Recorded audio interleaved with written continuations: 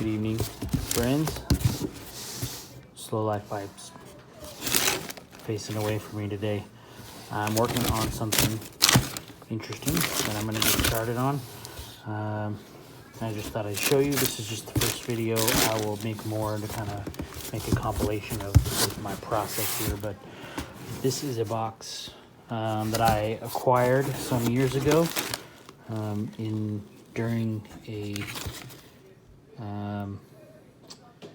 negotiating of purchase of a large lot of tobacco. It was mostly tins from a gentleman I met in Portland, and he brought all these tins that belonged to him and then some that belonged to his friend, and his friend was aged enough, he's very old, he had to quit smoking altogether, and so I was consigning a bunch of tobacco for them, and they said everything that's open you can just keep.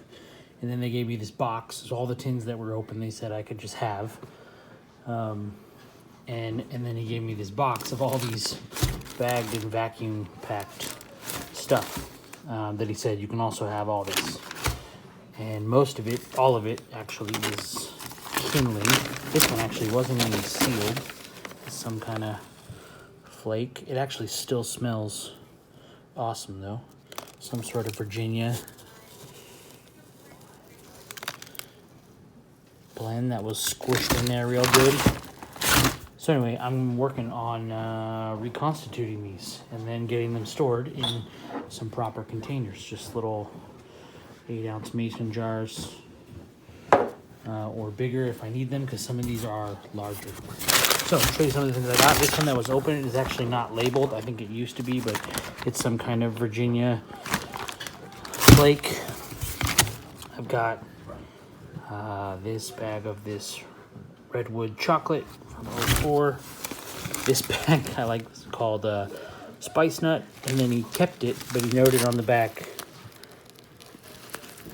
do not like, so he doesn't like that one. This Bill Bailey's Balkan blend, pretty hefty amount in there. There's probably 8-10 ounces. This is a bag. This is probably 8 ounces, maybe more actually. That might be 10 or 12 ounces of Rat Ray's Jocks mixture, which I've actually never had. This is something I have no idea what it is. It's called D's Blend, and there's a couple of those. They look like 4-ounce packs. And then this mystery Virginia, some kind of Virginia flake from Knoxville Cigar Company that apparently used to be a 16-ounce bag. So this guy must have smoked quite a bit of it, because there's probably 6 or 8 left in there now. So. And then most notably is these 2 packs of Dunhill 965, one from 05 and one from 03, 7.5 ounces and 4 ounces. This one is not sealed anymore. This one is still, but it's still, you can just tell it's dry. It did not hold the moisture. So if you're ever wondering if vacuum packing is a good way to store tobacco, based on this anecdotal evidence of all of these, I would say don't do it. But in any case, I'm going to try to bring these dead bones back to life with hot water. So I'll show you the process that I've used before. It's worked pretty well. I haven't done it in a few years, but I kind of just made it up because it seemed like it would be a good idea, and I tried it and the results were really good, and it didn't get any mold growth, and I smoke some of those blends now. So that is what's coming. All right, just quickly show you what we're working with here. This is that 05 bag of Dunhill 965. You can see it's crunchy, man. So one of the goals here is, you're tempted to break this up right now, but when it's all dried, it just crumbles into little tiny confetti. So I'm actually going to put this whole thing, the biggest pieces I can, into what I'll show you in a minute here, to try to get the whole thing sort of some moisture into it so that it can come back apart. Some pressed flakes, this just doesn't work. Like, they've been dried out that way too long. They're going to be glued together. You can rehydrate them, but when you go to smoke them, they're just not going to rub like apart like a flake should. So some of those I have a really old, like, I don't know, 10, 12-year-old. I had almost a pound of it of same gay with Navy flake that I had this with, and it was just kindling, and I reconstituted it and it came out great, but it would never rub apart the way it was supposed to. So I sort of just have resorted to like chopping it up. Most of the time is what I typically do. I chop it up with a little herb chopping knife, and then it smokes kind of like a cube cut after that. But anyway, this is our before product. All right, so here is the system that I've devised. You're just taking saucepan. Okay, it's an 8-inch saucepan. It's got 1.5 inches of water in the bottom. I brought it up to a boil just to sanitize it. It's filtered water already, but I brought it up to a boil, make sure that it's good and clean.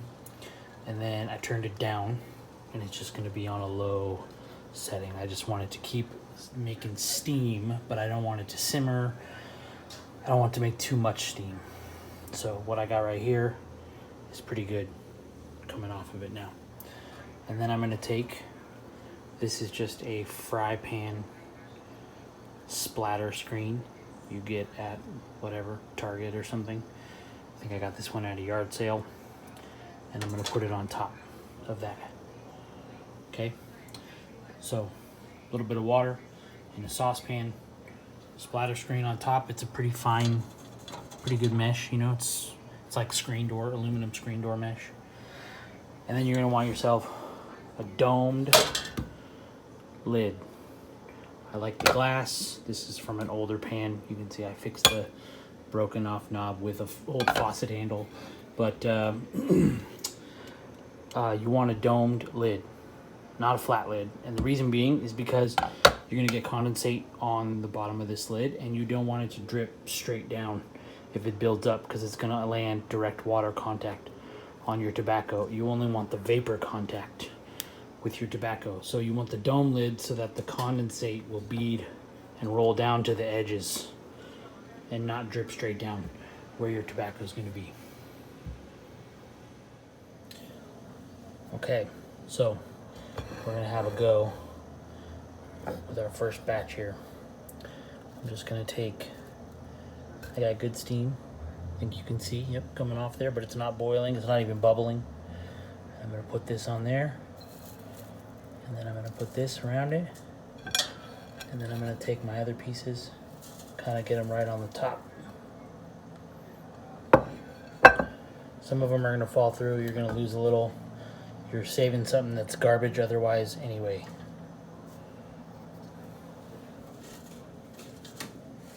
See, this lid could even be a little more domed because it's touching the top right there. So I'm actually going to try to find something else real quick.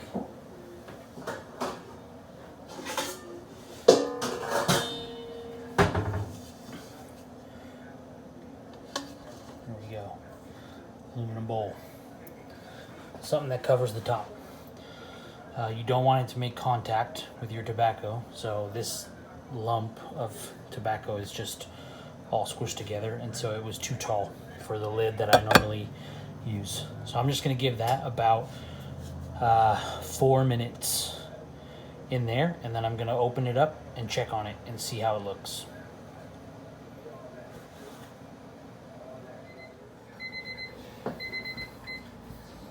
All right, 4 minutes is up.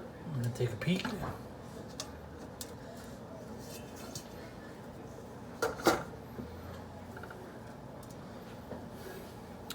You can see this is already loosening up.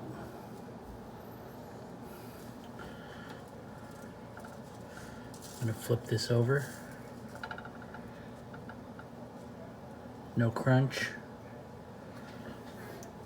No direct water contact. I can start to break this apart a little more without turning it into tiny bits of dust. And I'm going to get it a little more exposure by chunking this out like that. And then we'll give it a couple more minutes, probably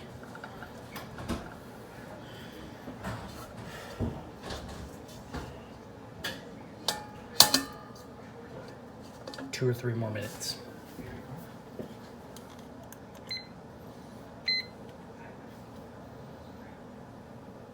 All right, it's been 3 more minutes. Let's check again.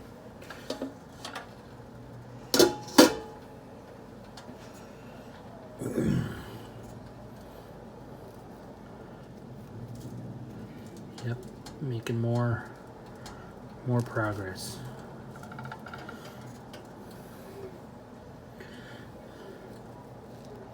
Yeah. I want to get, because this wasn't a pressed tobacco already, I want to get where most of this comes apart. But you just got to get it like a little bit hydrated first. And this is, you can see it's pulling apart pretty easy now without being all crunchy. And that's what you want.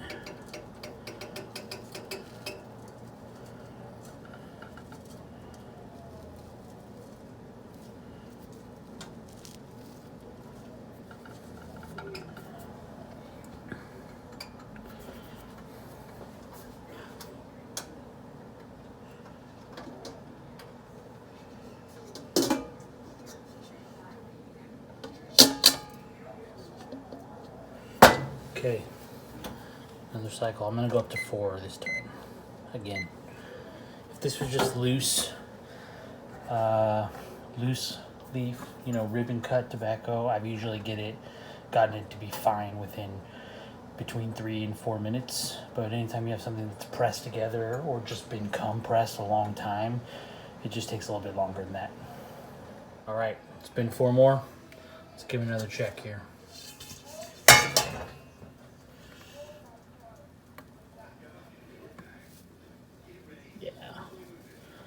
Coming apart nicely.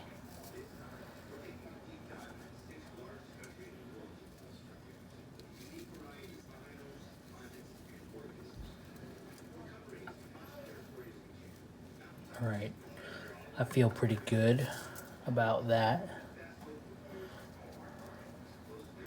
I'm probably going to actually go ahead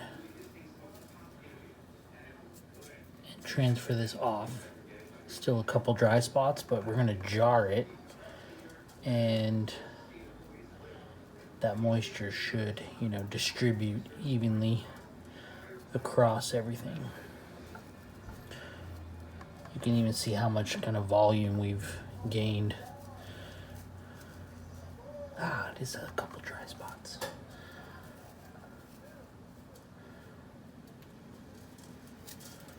All right.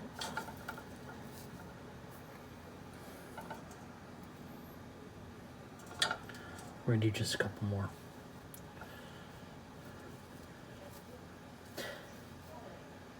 And the reason you take it so slow is you don't want an enormous amount of moisture contact.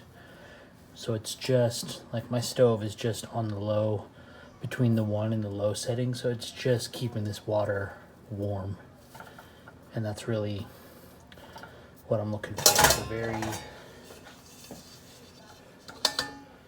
gentle vapor to be blowing across that tobacco. So I'm gonna do 1 more cycle and then I'll be done with this one.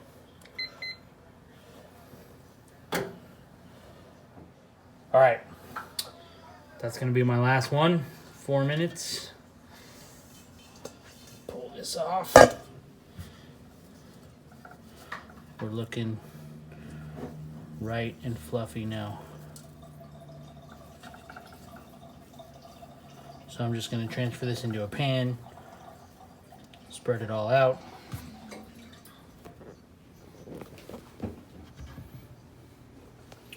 Off of here. And then without dumping it onto my stove.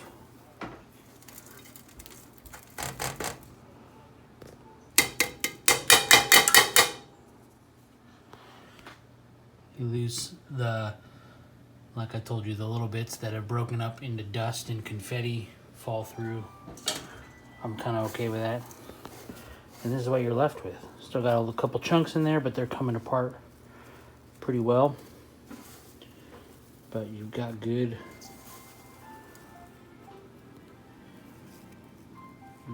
tobacco. See, it's the pinch test there. You get a little bit of stick, but it expands back out and it's not breaking apart like dried pine needles. That's it. This is going to be great once it's had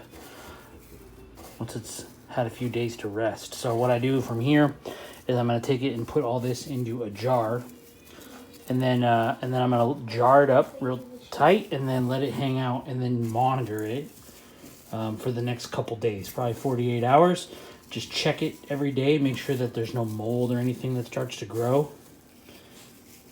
And then as long as you don't see anything starting to bloom in there, it's good to go. And the last time I did this was probably 5 years ago, and the tobaccos that I jarred then I open and smoke regularly now. And they're great, and they work. This has worked really well for me. I may be experimenting in the future with using vacuum sealer, using vacuum bags just to reconstitute, not for storage. So as a means of, one, removing oxygen, and then second, as a means of just forcing some of that moisture in there. I might take a couple blends that I wouldn't mind if I lost mold growth or something and experiment with that a little bit, and I will certainly show you those results. There, you can see how much, volume we've gained from the little brick that I started with here. Yeah, it's looking pretty good. I'm gonna be excited to give that a try. Okay, that's it. I had a jar I was gonna put this in. I'm not sure if it's all gonna fit, but I'm gonna have to use a couple probably. I have some little 8-ounce jars. I don't think all that's gonna really fit in there very well. I'll probably have to find a bigger one and move on to the next one. Anyway, that's my method. Good luck to you. Grace, peace, and pipes.